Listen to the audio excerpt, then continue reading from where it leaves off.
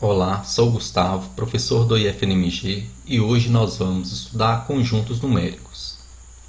O objetivo da aula é estudar o conjunto dos números naturais, o conjunto dos números inteiros, o conjunto dos números racionais e o conjunto dos números reais, bem como as suas principais propriedades. Então, o primeiro conjunto que será estudado é o conjunto dos números naturais.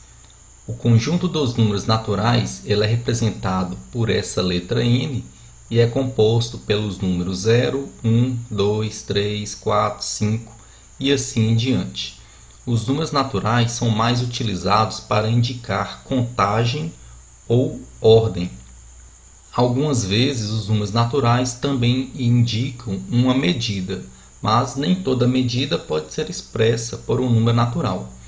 Observe que o primeiro número natural é o zero, e para determinar o próximo basta adicionar 1 e assim em diante. Então, aqui 0 adiciona 1 resulta no 1, 1 adiciona 1 resulta o 2, 2 adiciona 1 resulta no 3 e assim em diante. Por esse motivo, o conjunto dos números naturais, vocês estão vendo que é um conjunto infinito. Por isso, nós utilizamos esses 3 pontos aqui. Nós dizemos que o 1 é o sucessor do 0, o 2 é o sucessor do 1, o 3 é o sucessor do 2 e assim em diante. Então, vocês estão vendo que os números naturais eles vão aumentando à medida que acrescentamos 1 ao número anterior. Note que, primeiro, existe um único número natural que não é sucessor de nenhum outro. No caso, é o número 0. Segundo, todo número natural possui um único sucessor. O sucessor do 0 é o 1, sucessor do 1 é o 2, sucessor do 2 é o 3 e assim em diante. Terceiro, números naturais diferentes possuem sucessores diferentes. Observação: um subconjunto importante de N é o conjunto N asterisco, que é formado por todos os números naturais, exceto o 0. No conjunto dos números naturais são definidas duas operações fundamentais, a adição e a multiplicação, que apresentam as seguintes propriedades. A mais B mais C pode ser calculado também como A mais B mais C para todo ABC natural. A mais B é igual a B mais A para todo AB. A mais 0 é igual a A para todo A. Por isso que nós dizemos que o 0 é o elemento neutro da soma. A vezes B vezes C pode ser calculado como A vezes B vezes C. A vezes B é igual a B vezes A. A vezes 1 é igual a A. Então, por esse motivo aqui, nós dizemos que o 1 é o elemento neutro em relação à multiplicação. E, por último, a distributividade é válida, ou seja, A vezes B mais C pode ser calculado como A vezes B mais A vezes C. Já a subtração entre dois números naturais nem sempre é um número natural, pois 3 menos 4 não é um número natural. Daí surge a necessidade de ampliar o conjunto N, introduzindo os números negativos. O conjunto dos números inteiros é representado pela letra Z e é formado pelos números naturais, no caso aqui o 0, 1, 2, 3, 4, 5, assim em diante, e os negativos, o menos 1, menos 2, menos 3, menos 4, menos 5 e assim em diante. Observação: o conjunto dos números inteiros possuem alguns subconjuntos importantes. Então, o Z asterisco é o conjunto dos inteiros menos o 0. O Z mais é o conjunto formado pelos números não negativos, ou seja, é o conjunto formado pelo 0, 1, 2, 3, 4 e assim em diante. Na verdade, esse conjunto Z+, nada mais é do que o próprio conjunto dos números naturais, Por isso que nós dizemos que o conjunto dos naturais é um subconjunto dos números inteiros. O conjunto dos inteiros asterisco mais, que é o conjunto dos números positivos. O conjunto z menos é o conjunto dos números não positivos. E o conjunto z asterisco menos, que é o conjunto dos números negativos. No conjunto dos números inteiros, a soma, o produto e a subtração entre dois números inteiros sempre é um número inteiro. E todas as propriedades que nós vimos das operações em n continuam válidas em z. Por outro lado, em relação à subtração, as seguintes propriedades são válidas. A mais menos A é igual a zero para todo A inteiro.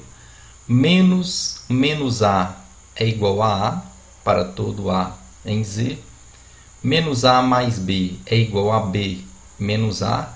Então, nós devemos tomar cuidado aqui, porque se nós tivéssemos escrito que menos A mais B é igual a menos B mais A, aí nós estaremos cometendo um erro. Então, se o sinal do menos aqui é para esse número A, o menos aqui tem que acompanhar o número A. Então, essa expressão é igual a essa para todo AB inteiro. Menos A menos B pode ser escrito como menos A mais B. Menos A vezes B é igual a menos A vezes B, que é igual a A vezes menos B, para todo AB inteiro. E menos A vezes menos B é igual a A vezes B para todo AB inteiro. Então, nós devemos tomar um cuidado maior quando nós trabalhamos com a subtração, e na próxima aula nós vamos entrar em mais detalhes em relação a essas operações aqui. Já a divisão entre dois números inteiros nem sempre é um número inteiro, pois menos 9 dividido por mais 2 não é um número inteiro. No caso aqui, menos 9 dividido por mais 2 é menos 4,5, que nós sabemos que não é um número inteiro. Daí surge a necessidade de ampliar o conjunto Z, introduzindo as frações. Chama-se conjunto dos números racionais, denotado pelo conjunto Q, o conjunto das frações A sobre B, em que A é um número inteiro e B também é um número inteiro, mas é diferente de zero. Lembrando que não está definida a divisão por zero, por isso que o B aqui não pode ser o zero. Ou seja, o conjunto dos números racionais é o conjunto formado pelas frações A sobre B, onde A é um número inteiro e B é um número inteiro não nulo, para os quais adotamos as seguintes definições. Então, duas frações são iguais se somente se esse número vezes esse é igual a esse número vezes esse. Quando eu escrevo se somente se, isso significa que essa informação implica essa e essa informação também implica essa. Então, a adição é definida desse seguinte modo aqui. Então, se eu quero somar a fração AB com a fração CD, eu multiplico o B pelo D, pego este número, divido por B, sobra o D e multiplico por A. Então, por isso que aqui aparece um AD. Se aqui é um mais, aqui é um mais. BD dividido por D é B, vezes C, BC. A multiplicação entre frações é feita multiplicando aqui os números de cima pelos números de baixo. E a divisão entre duas frações, que nós podemos escrever dessa forma ou dessa forma aqui, é calculada conservando a primeira fração e multiplicando pelo inverso da segunda. Se a segunda fração era C sobre D, então invertendo aqui, nós vamos obter o D sobre C. Lembrando que B e C devem ser números diferentes de zero. Então, realizando essa multiplicação aqui, nós obtemos AD e aqui embaixo o BC. Na próxima aula nós vamos detalhar um pouco mais como que funcionam essas operações aqui. Observação: na fração A sobre B, A e B são chamados de numerador e denominador respectivamente, né? Ou seja, esse número de cima é chamado de numerador e esse número aqui de baixo de denominador. Se o MDC de A e B vale 1, nós dizemos que a fração A sobre B é irredutível. Assim, essas duas frações aqui são exemplos de frações irredutíveis, mas essa fração aqui não é uma fração irredutível. Na verdade, nós dizemos que ela é uma fração redutível, né? Pois vocês estão vendo que o MDC entre 12 e 18 vale 6. Note que o subconjunto de Q formado pelas frações do tipo A sobre 1 comportam-se para a igualdade, a adição e a multiplicação como se fossem números inteiros, né? Pois aqui nós temos A, um número inteiro dividido por 1 é o próprio A. Daí nós podemos concluir que Z é um subconjunto de Q. E como N era um subconjunto de Z, o N também é um subconjunto de Q. Todas as propriedades estudadas em relação aos números naturais inteiros continuam válidas em Q. Além dessas, temos também a seguinte propriedade, que no caso é o inverso para a multiplicação. Para todo elemento A sobre B em Q não nulo, sempre existe um elemento em Q, no caso aqui é o B sobre A, tal que A sobre B vezes B sobre A é igual a 1. Né? Ou seja, para todo número racional não nulo, também existe um número racional, tal que a multiplicação desses dois números resulta em 1. Ou seja, todo número racional possui um inverso multiplicativo. Todo número racional A sobre B pode ser representado por um número decimal. Basta dividir o numerador pelo denominador. Por exemplo, a fração 10 sobre 2 é igual a 5. Né? Então, para encontrar essa representação aqui, basta dividir o 10 pelo 2, obtendo o 5. Outro exemplo, o 6 sobre 1, né? A fração 6 sobre 1 é igual a 6. 6 dividido por 1 vale 6. Outro exemplo, agora a fração 1 sobre 20, como é que ficaria a representação decimal desta fração? Nós vamos dividir o 1 por 20. Né? Então, como eu não consigo dividir o 1 pelo 20, nós colocamos um zero, passamos a vírgula, acrescentamos um zero. Então, 10 dá para dividir por 20? Ainda não. Então, acrescentamos outro zero e outro zero aqui. Agora, 100 dividido por 20 vale 5. E 5 vezes 20 dá 100. 100 menos 100 vale 0. Ou seja, a fração 1 sobre 20 pode ser representada pelo número decimal 0,05. Outro exemplo. Agora vamos calcular aqui a representação decimal desta fração, 82 dividido por 25.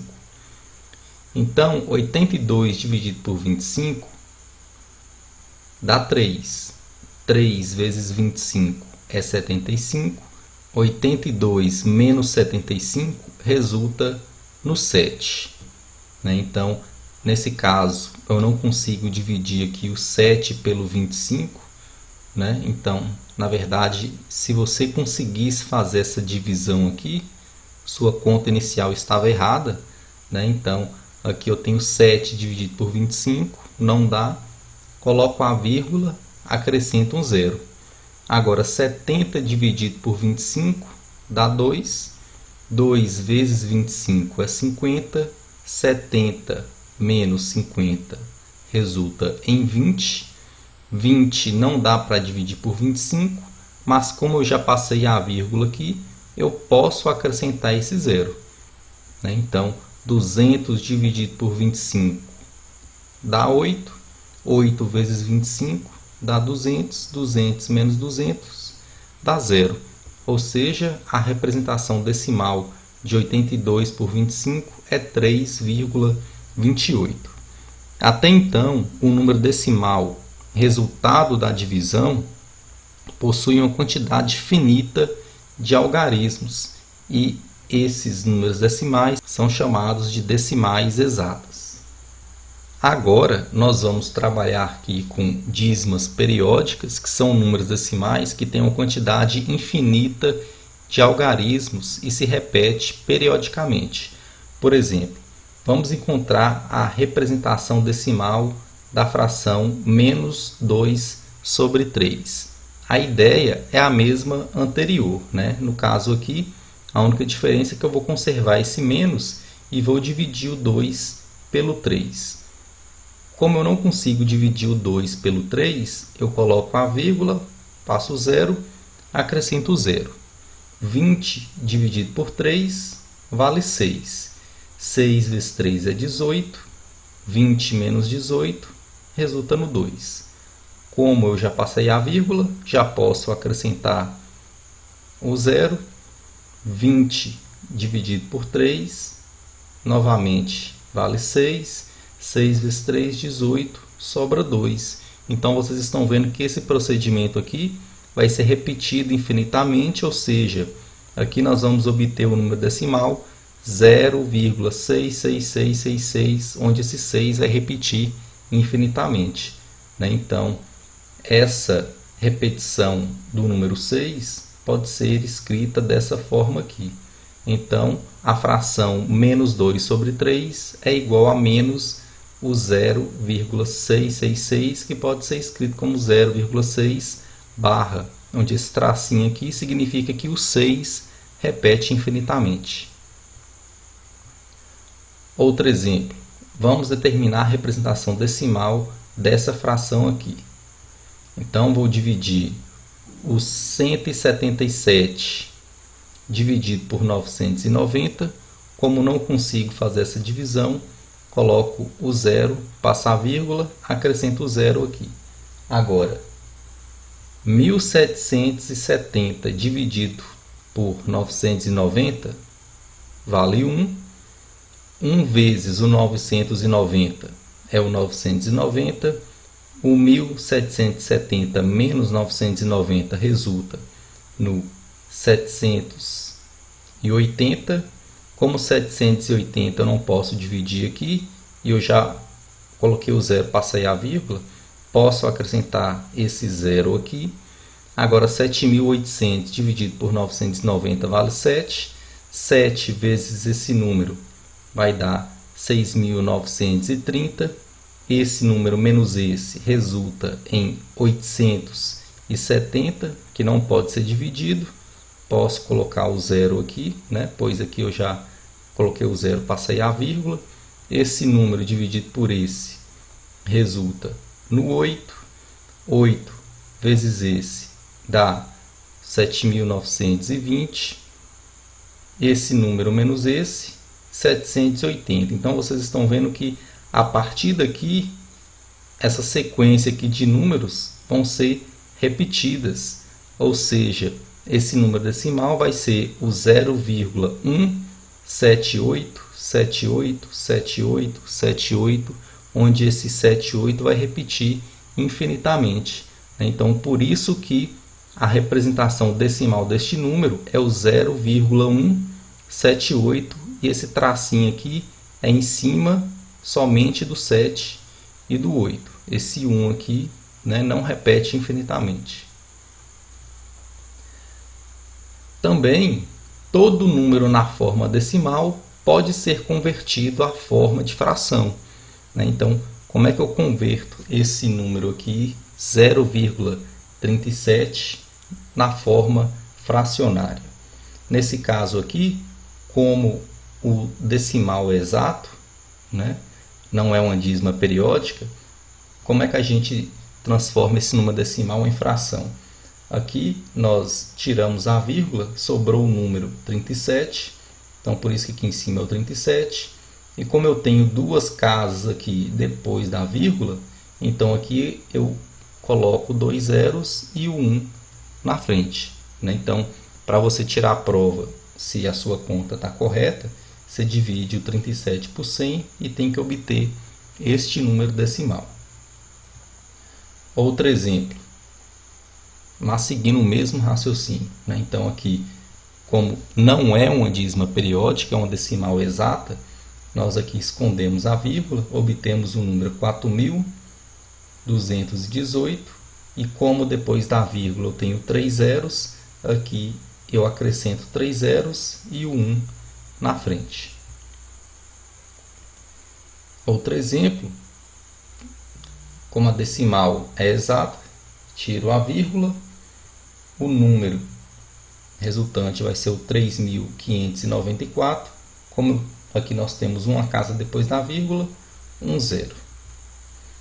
Agora, quando nós temos uma dízima periódica, o procedimento é um pouco diferente. No caso aqui, nós temos o 0,8888 e assim em diante. Neste caso, nós estamos vendo que o 8 é um número que repete infinitamente. Então, por isso que aqui em cima nós escrevemos o 8. Para cada número que repete infinitamente, nós vamos colocar um 9.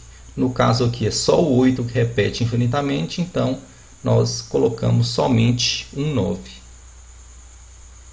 Outro exemplo, 0,23 barra, que no caso é o 0,23, 23, 23 e assim em diante. Então, nesse caso, o 23 é um número que repete, por isso que aqui em cima eu escrevi o 23. E como são dois números que repetem, o 2 e o 3, aqui nós escrevemos o 9 duas vezes. Agora, quando aqui nós temos uma parte inteira e uma parte decimal, no caso esse número aqui vai ser o número 6,111, a maneira mais fácil, né, de fazer essa conversão para fração é separar a parte inteira da parte decimal. Então aqui nós obtemos 6 mais 0,111. Nós sabemos fazer essa conversão aqui para fração. O 0,111 pode ser escrito como 1 sobre 9. Agora basta somar o 6 com essa fração. Então, como o 6 pode ser escrito como 6 sobre 1, agora basta utilizar a definição de soma de fração para obter a forma fracionária deste número aqui. Então, como aqui é 6 sobre 1, 1 vezes 9 é o 9. Pego esse número, divido pelo número daqui de baixo e multiplico pelo número de cima. Então, 9 vezes 1 é 9, vezes 6, 54. 9 dividido por 9 é 1, vezes 1 é 1. Se aqui é um mais, aqui é um mais. 54 mais 1, 55, sobre 9. Neste outro exemplo, nós temos uma variação, né, porque aqui, além de ter uma parte inteira, nós temos esse número 3, que é um número que não repete. Nesse caso, somente o 5 repete infinitamente. Então, a ideia é a mesma do exemplo anterior. Eu vou separar a parte inteira, que no caso aqui é 2, e vou somar com 0,35555 e assim em diante. Então, a ideia é transformar esse número em fração e depois somar com 2. Para fazer isso, a gente segue o seguinte raciocínio. Nós sabemos que o 5 é um número que repete. Então, considerando o 5, que é um número que repete, aqui nós obtemos o número 35. Nós vamos subtrair a parte que não repete, que no caso é o 3, e dividir por 90. Por que 90? Porque 5 é um número que repete um número, por isso que aqui é um 9. E como aqui tem um número que não repete infinitamente, e por esse motivo eu coloco um 0. Assim, 35 menos 3 é 32 sobre 90. Agora basta realizar essa soma, né? Então, aqui eu tenho 2 sobre 1. 1 vezes 90 é 90. 90 dividido por 1 é 1 vezes 2, 180. 90 dividido por 90 é 1 vezes 32, 32. 180 mais 32, 212 sobre 90. Mais um exemplo. Agora vamos transformar esse número aqui na forma fracionária, né? Então, na verdade, esse número é o 13,43515151 infinitamente. Aqui eu também separei a parte inteira, que no caso é o 13, e obtive essa parte decimal aqui. Como é o 51 que repete, eu vou considerar um número 4351, vou subtrair a parte que não repete, que no caso aqui é o 43, e dividir por 9.900, pois aqui nós temos dois números que repetem, o 5 e o 1, por isso 2 noves, e nós temos duas casas decimais aqui que não se repetem, por isso 2 zeros. Aí basta seguir o mesmo raciocínio dos exemplos anteriores, né? Faço esse cálculo aqui, obtenho essa fração, realizo essa soma e obtenho essa fração aqui, que é a forma fracionária deste número decimal. Observação: muita gente tem dúvida, né, em relação a isso, mas o número decimal 0,99999 repetindo infinitamente vale 1. Né? Como é que a gente pode justificar essa igualdade aqui? Como é que eu poderia transformar esse número na forma fracionária? Como 9 é um número que repete, eu coloco 9 aqui no numerador, e para cada número que repete, como é uma dízima periódica, eu coloco um 9 no denominador. Então nós vamos obter 9 sobre 9, que nós sabemos que vale 1. Né? Então, por esse motivo, o 0,9999 é igual ao número 1. Embora as 4 operações fundamentais, no caso adição, subtração, multiplicação e divisão, sejam sempre definidas em que o conjunto dos números racionais possui basicamente duas insuficiências. Primeiro, o conjunto Q ele é insuficiente para medições, ou seja, nem toda medida pode ser expressa por um número racional. E também uma equação do tipo x² igual a 2 não pode ser resolvida em Q, né? Ou seja, não existe número racional que ao quadrado vale 2. Né? Então, o conjunto dos números racionais também possui uma insuficiência, e por isso que nós vamos definir o que são os números irracionais. Vimos que existem números decimais que podem ser escritos na forma fracionária, mas existem números decimais que não admitem essa representação, que são os números decimais infinitos não periódicos. Esses números são chamados de números irracionais. Aqui eu listei alguns números irracionais, por exemplo, o número π, que é o 3,1415926 e repete infinitamente, mas a diferença em relação aos números racionais é que este número π não existe um padrão de repetição. O mesmo acontece com esse número e, que é uma constante que aparece frequentemente na disciplina de cálculo, que é o número de Euler. Né? Ele é um número 2,7182818 e repete também infinitamente, sem que haja um padrão. Raiz de 2 também é um número racional, e o mesmo acontece com a raiz de 3. O conjunto formado por todos os números decimais, exatas, periódicas e não periódicas, é chamado conjunto dos números reais e denotado por essa letra R. Dessa forma, o conjunto dos números reais é composto pelos números racionais e os números irracionais. Observação: o conjunto dos naturais está contido no conjunto dos inteiros, o conjunto dos números inteiros está contido no conjunto dos números racionais e o conjunto dos números racionais está contido no conjunto dos números reais.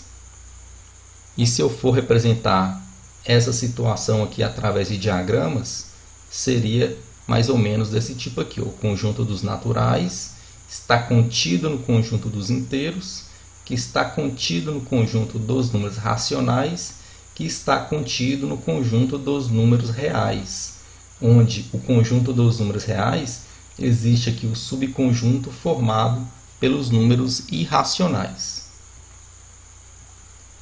Observação: o conjunto dos números reais pode ser representado geometricamente por uma reta, onde cada ponto dessa reta é um número real. Então essa representação aqui vai ser utilizada bastante daqui para frente. Aqui eu coloquei alguns exemplos. Então essa reta chamada de reta real, onde cada ponto aqui representa um número real. Por exemplo, aqui nós temos o número 0, o número 1, aqui é a raiz de 2, 2, raiz de 5, 3, aqui o número π, né? E do mesmo modo aqui nós temos os números negativos. O menos 1, menos 2, menos 3, aqui nós temos o número menos 1,666 e assim em diante. Os intervalos são subconjuntos de R determinados por desigualdades. Assim, dados dois números reais A e B, nós temos que o que seria esse intervalo aqui, AB, com esse parêntese no A e o parêntese no B. Então, essa notação aqui indica o conjunto formado pelos números reais x, tais que x é um número maior do que A e menor do que B.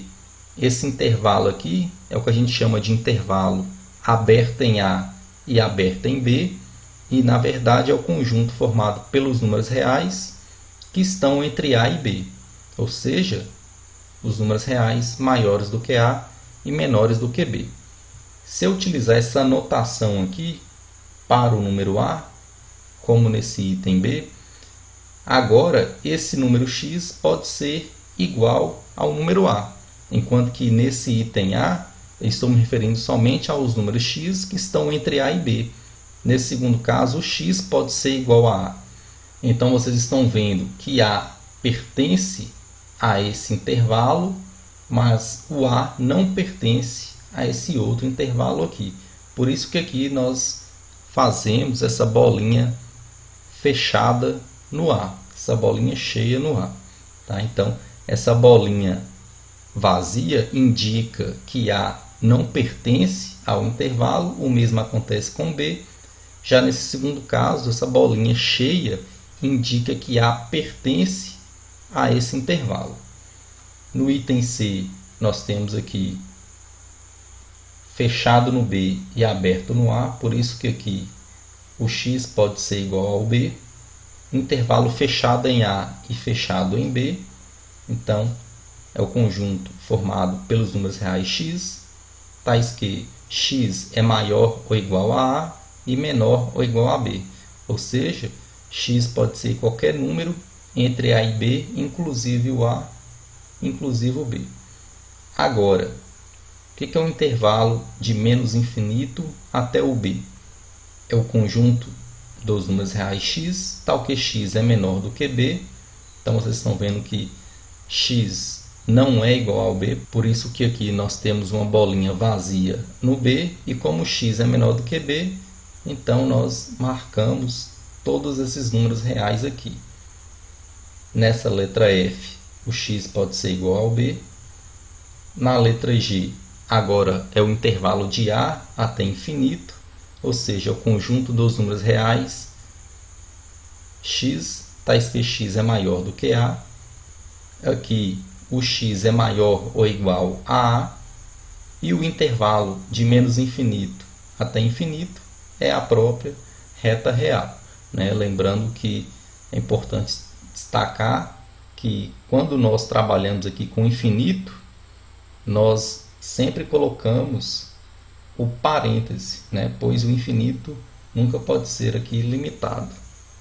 Então, esse primeiro intervalo aqui, nós dizemos que é o intervalo aberto em A, aberto em B, fechado em A, aberto em B, aberto em A, fechado em B, fechado em A, fechado em B, e assim em diante, né?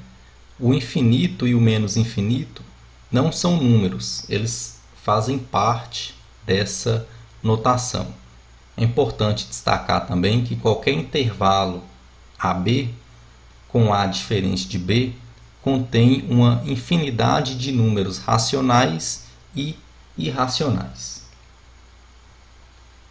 Exemplo: dados o conjunto A e o conjunto B, vamos determinar a interseção B, a união B, A menos B, B menos A e o complementar de A. Então vocês estão vendo que esse conjunto A é o conjunto formado pelos números reais x, tais que x é maior ou igual a menos 2 e menor ou igual a 5. Ou seja, esse conjunto A nada mais é do que o intervalo fechado no menos 2 e fechado no 5. E o B é o intervalo fechado no menos 3 e aberto no 1. Então nós vamos determinar aqui a interseção desses dois conjuntos, a união A menos B, B menos A e o complementar de A. Para isso, nós vamos fazer esse diagrama aqui para facilitar responder aqueles itens, né? Então, primeiro, o conjunto A era o intervalo fechado no menos 2 e fechado no 5. Então, aqui representei o intervalo A. Para facilitar essa análise, né? Então aqui nós vamos representar o intervalo B de forma organizada, né? Pois o intervalo B é fechado no menos 3 e aberto no 1, né? E é claro que o 1 está entre menos 2 e o 5, e o menos 3 está aqui à esquerda do menos 2. Para determinar a união B, nós devemos juntar, né, os elementos de A e os elementos de B, ou seja, né, nós temos que fazer a união desses dois intervalos. Então, neste caso, ficaria o intervalo fechado no menos 3 até o intervalo fechado no 5, pois o intervalo B vem daqui até aqui. Vocês estão vendo que o 1 não pertence a B, mas o 1 pertence ao A. Então, por isso que aqui nós vamos considerar o 1 e, além disso, nós vamos considerar até o 5, pois nós estamos fazendo a união desses dois conjuntos. Agora, a interseção B, eu estou calculando os elementos que pertencem a A e a B. No caso aqui, se o A é esse intervalo e B é esse intervalo, quais são os elementos que pertencem a esses dois intervalos simultaneamente? Vocês estão vendo que é justamente essa faixa aqui. Mas como o 1 não pertence a B, então o 1 também não vai pertencer à interseção, pois a interseção são os elementos que pertencem aos dois conjuntos simultaneamente. Então, por isso que aqui na interseção nós temos uma bola vazia no 1 e aqui a bola fechada no 2. Aliás, no menos 2, pois o menos 2 pertence a A e o menos 2 também pertence a B. Agora, o que é A menos B? Né? A diferença de A com B. É o que tem em A que não tem em B. Fazendo essa comparação aqui, o que tem em A que não tem em B é justamente essa parte aqui do intervalo, incluindo o 1, pois 1 não pertence ao intervalo B. Então, o que tem em A que não tem em B é o intervalo fechado no 1 até o intervalo fechado no 5. O que tem em B que não tem em A é essa faixa aqui. Como o menos 2 pertence a A, aqui nós devemos colocar uma bolinha aberta no menos 2. pois eu estou interessado nos elementos que pertencem a B e que não pertencem a A. E por último, qual seria o complementar do conjunto A? Ou seja, o que tem na reta real que não tem no intervalo A. Vocês estão vendo que é essa faixa aqui e essa faixa aqui. Como o -2 e o 5 pertencem ao intervalo A, e eu estou interessado nos elementos da reta real que não pertencem a A, então por isso que aqui e aqui nós temos duas bolinhas vazias. E com isso a gente finaliza a aula sobre os conjuntos numéricos.